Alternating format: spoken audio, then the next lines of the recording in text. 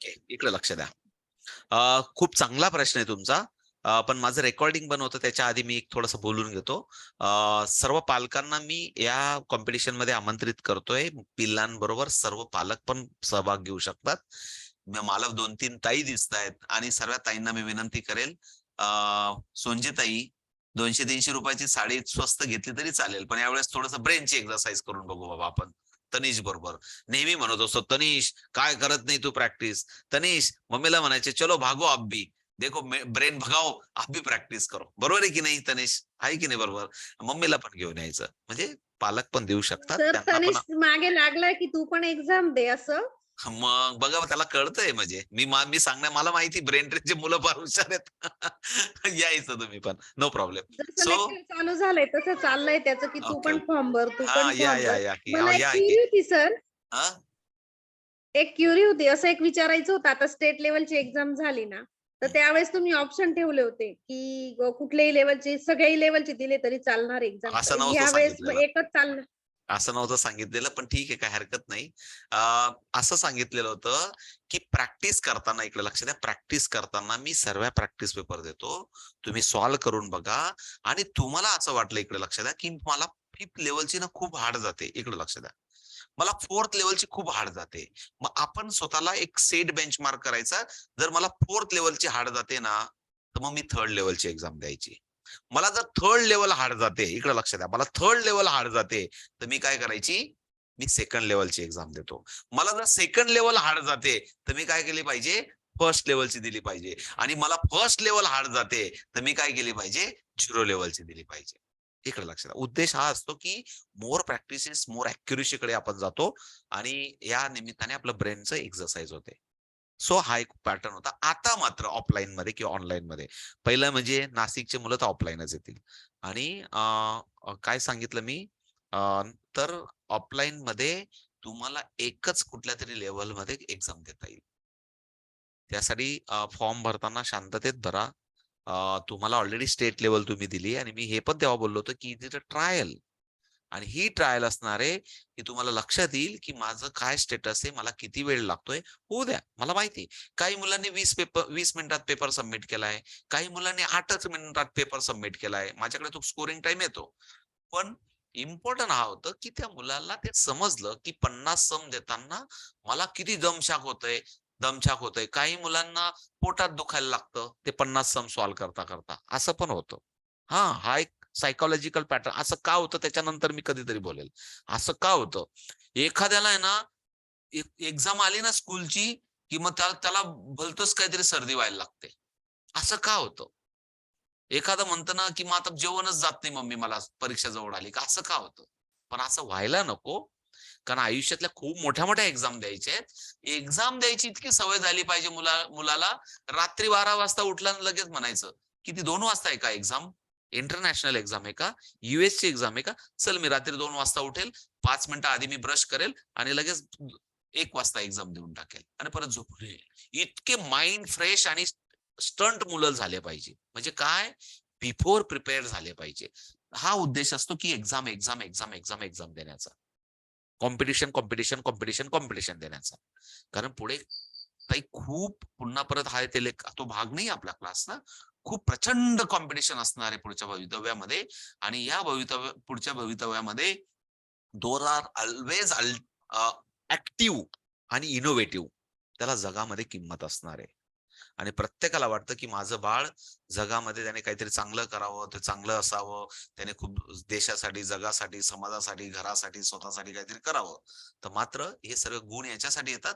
म्हणजे प्रत्येक गोष्ट परीक्षा आहे बरं का ताई. असं काही नाही. तुम्ही त्याला एक बॅग घेतली आणि ₹10 बाजार करायला पाठवला आणि it is also exam.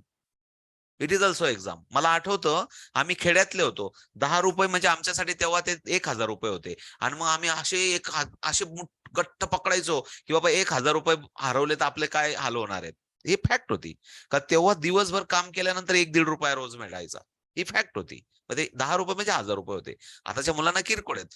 But this is also exam, की त्याने तुम्ही एखादी गोष्ट सांगितली आणि तो ₹10 बरोबर प्रोसेसिंग करून तुमच्यापर्यंत पोहोचवतोय. का भलतंच काय आणतोय. It is also exam. हे सर्व शिकवलं पाहिजे मुलांना. प्रॅक्टिकल म्हणजे एक उदाहरण सांगतो मी, काय एक्झाम असतात आयुष्यात. It is also exam. So what I say की ऋत्विक जाधव ताईंकडे येतो. त्यांचा पॉइंट होता की ताई इकडे लक्ष द्या, जर मुलगा 0 लेवल मध्ये असेल, प्लीज इकडे लक्ष द्या, 0 लेवल मध्ये असेल तर मी काय कॅल्क्युलेशन विचारेल, मेंटल अरिथमेटिक 20% त्याला 2 + 2 - 3 + 5 - 6 + 7 - 2 + 4 - 6 हेच विचारणार आहे. आन्सर इज द 3 हे विचारणार आहे. नाही म्हणजे सर मला असं विचारायचं होतं, हम्म. की प्रत्येकाला तुम्ही एकेकाला तिथे आता सगळे आलेले असतील म्हणजे वंडरफुल. इकडे लक्ष नाशिकमध्ये द्या, इकडे लक्ष द्या. Wonderful point. इकडे लक्ष द्या.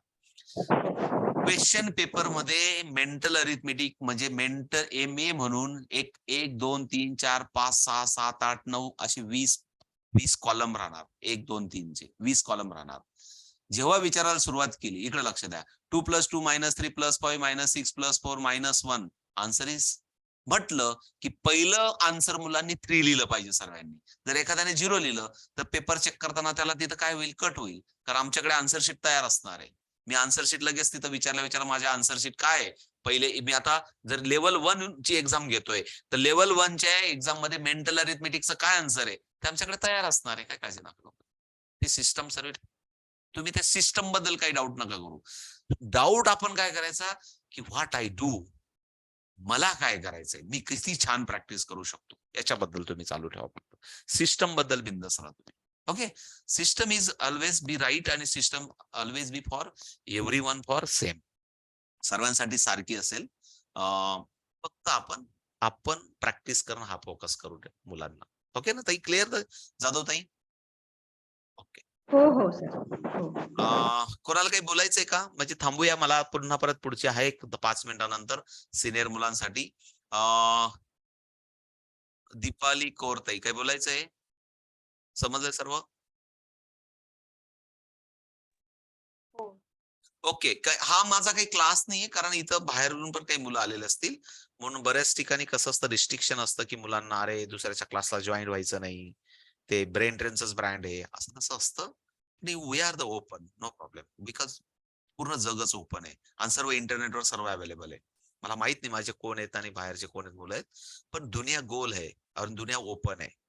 तुम्हाला मी नाही भेटलो तर मी कुठेतरी कशावर तरी सापडून जाईल.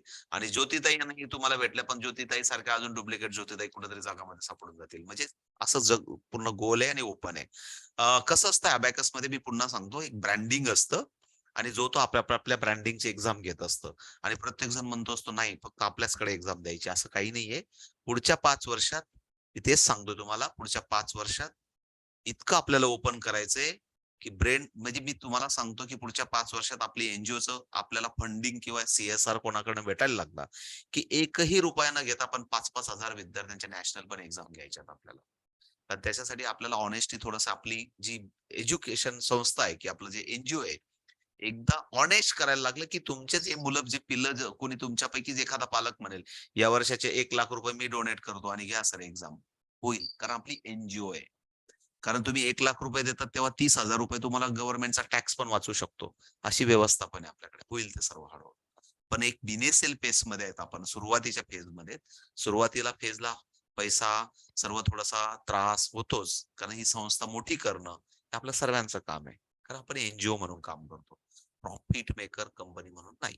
पण आपल्याकडे जे टीचर होतात त्यांना पण रोजगार असावा, त्यांनी पण 2 पैसे कमवावेत, त्यांनी पण इतरांपेक्षा, जसं आपण वेगवेगळे कॅम्पेनिंग राबवतो तसे पालक पण याच्यात सर्वजण participation, we are not familiar.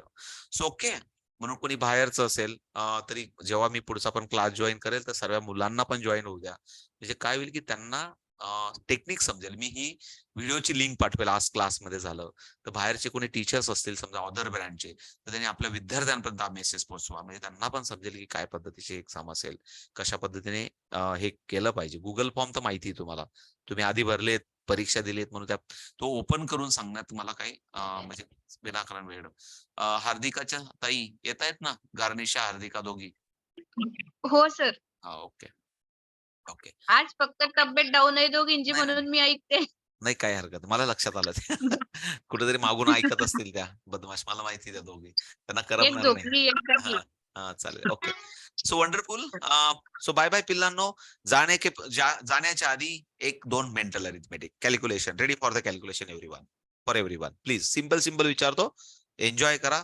Set 0 9 -6 -2 +1 +2 -3 +5 -6 +22 -11 +55. Answer is बोटांवर दाखवा. आन्सर बोटांवर. 66. अरे बोलू नको ना बदमाश. Vedant Shitole. Answer is 66. Set the zero. बघ ती आलीच शेवटी. तिला ऐकला आवाज तर मला माहिती तिला रावलं नाही जाणार. आजारी तरी ती आली डोळे ताणत ताणत. सर 66 आलीच ती. Ready for the calculation. Okay fast. 29 please इकडे लक्ष द्या. 29 -7 +4. आता 4 साठी 22 आन्सर, +4 साठी -1 +5 असं करायचं असतं. Wow, Anushka Hire, I like it बेटा. व्हॉट हॅपन बेटा? मला तुझ्याशी बोलावंच लागेल. काय झालंय मला ते सांग. I like it because you are good student. I know. काय झालंय तुला हाताला? मला ते पण सांग आणि मला ऐकू दे. तर काय झालं पिल्लू? काय झालं पिल्लू? काय झालं? माईक ऑन कर आणि बोल माझ्याशी. माईक ऑन कर. What happen? हा, दवाखान्यात ऍडमिट आहे. वाव बेटा, तरी पण तू क्लास करते. मी सांगतो ना बेटा, it is really good. But बेटा पहिले काळजी घे. काय झालं तुला? ओके ना तू आता? ओके ना पिल्लू? ओके ना? हो. ओके. मला माहितीये तू क्लासला बसली ना, डॉक्टरने 2 दिवसाची जी प्रॅक्टिस किंवा 2 दिवसाची जी ट्रीटमेंट आहे ना, तू ब्रेन ट्रेनचा क्लास केल्यानंतर फ्रेश आणि आनंदी दिसतील ना मला. आता डॉक्टर तुला उद्याच डिस्चार्ज देतील. मला माहितीये जे काय झालं असेल तू टणटणीत होऊन बाहेर जाशील. मला माहितीये. सो वंडरफुल बेटा. God bless you. तू लवकर घरी जाशील, एन्जॉय करशील आणि मस्तपैकी काय माशी हसतच राहशील काय. ओके बेटा?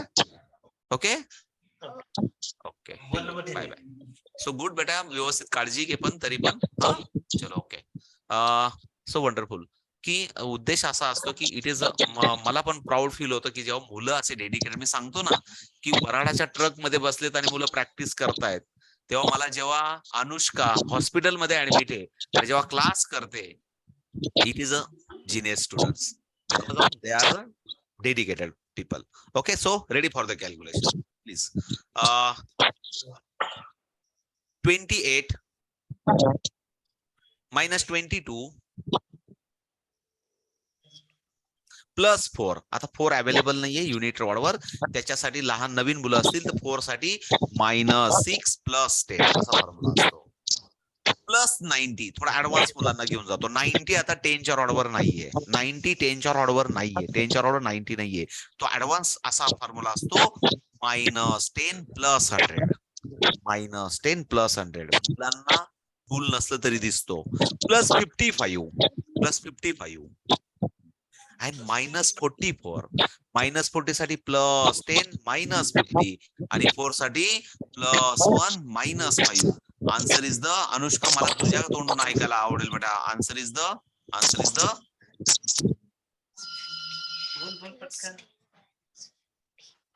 आन्सर इज द जे असेल ते सांग बेटा पिल्लू. काय काळजी नको करू. What is the answer?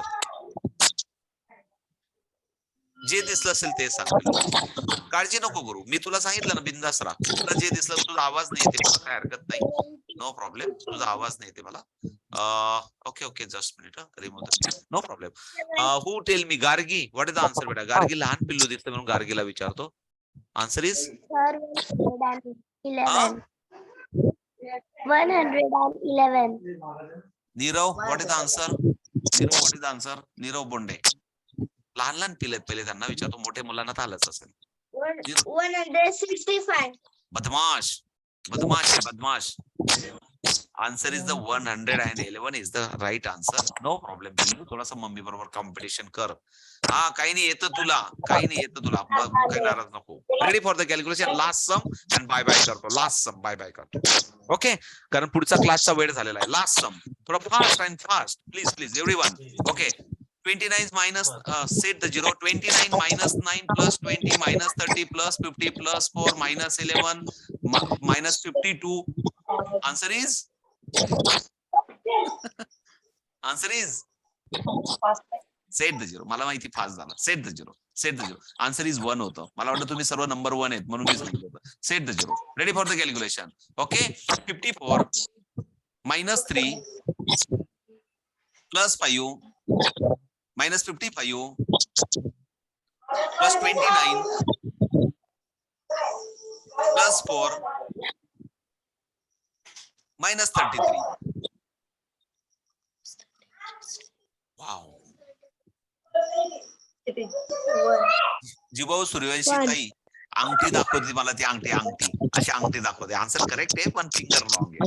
Answer is answer 1. Answer is the 1 again 1. So bye bye पिल्लांनो.